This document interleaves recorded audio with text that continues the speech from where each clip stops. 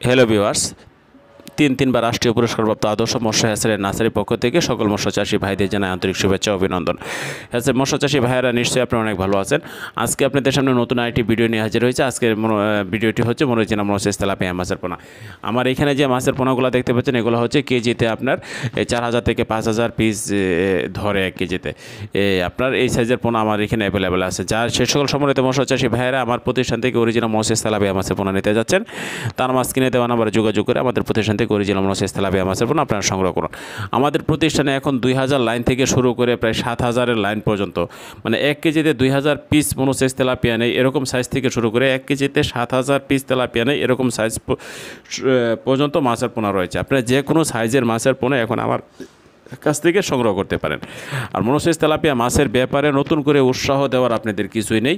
আর এখন এটা থেকে আপনি দালালের হাত থেকে রক্ষা পাওয়ার জন্য আমি আপনাদেরকে এখন বিস্তারিত কিছু একটা বলবো। আমাদের যে তেলাপিয়াগুলো রয়েছে এগুলো যদি আপনার এই 4 মাস পুকুরে লালন পালন করেন তাহলে এটার ওজন আসবে আপনার 2 কেজি। আর যদি 1 বছর লালন পালন করেন তাহলে আপনার 1 কেজি থেকে 1.5 কেজি ওজন আসবে। আর রেটের ব্যাপারে আপনাদেরকে বলি, কারণ আমি একটা জিনিস খেয়াল করছি যে হ্যাচারি থেকে চাষিরা মাছের পোনা না কিনে তারা দালালের কাছ থেকে নিতেছে, এবং কি 1 বছর লালন পালন করার পর যারা যখন লসের সম্মুখীন হচ্ছে তখন বলে যে অমুক এলাকার মাছ খারাপ। মূলত কিন্তু তা না, অমুক এলাকা দালালের কাছ থেকে মাছের পোনা নিয়ে কিন্তু অমুক এলাকা খারাপ হয়ে গেছে। যদি অমুক এলাকা যে এলাকাত যদি কোনো হ্যাচারি থেকে মাছের পোনা নেওয়ার পর যদি আপনারা লসের সম্মুখীন হইতেন তাহলে আপনি কিন্তু বলতে পারতেন অমুক হ্যাচারির কাছ থেকে মাছের পোনা নিয়ে আপনি লসের সম্মুখীন হচ্ছেন। কিন্তু এমন একটা চাষি দেখাইতে পারবে না যারা সরাসরি হ্যাচারি থেকে মাছের পোনা মনোসেস তেলাপিয়া মাছের পোনা নিয়ে লসের সম্মুখীন হচ্ছেন। আপনাদেরকে একটি কথা না বললে নয়, যদি আপনি মনে করেন 1 লক্ষ তেলাপিয়া মাছের পোনা আপনি কোনো হ্যাচারিতে নিয়েছেন যেটার রেট হচ্ছে 1.5 লক্ষ টাকা, আর সেম তেলাপিয়াটাই আপনি একটা দালালের কাছ থেকে নিয়েছেন, এটা রেট হচ্ছে আপনার 50,000 টাকা কিংবা 60,000 টাকা।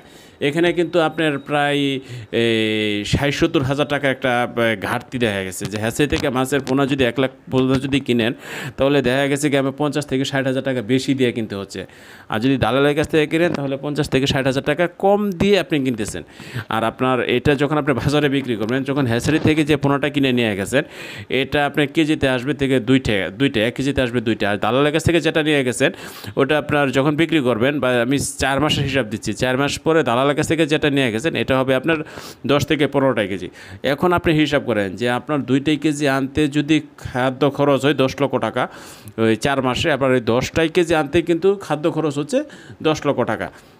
মানে খাদ্য কিন্তু আপনি সেম প্রয়োগ করছেন, আবার এই আপনার লসের সম্মুখীনও কিন্তু হচ্ছেন।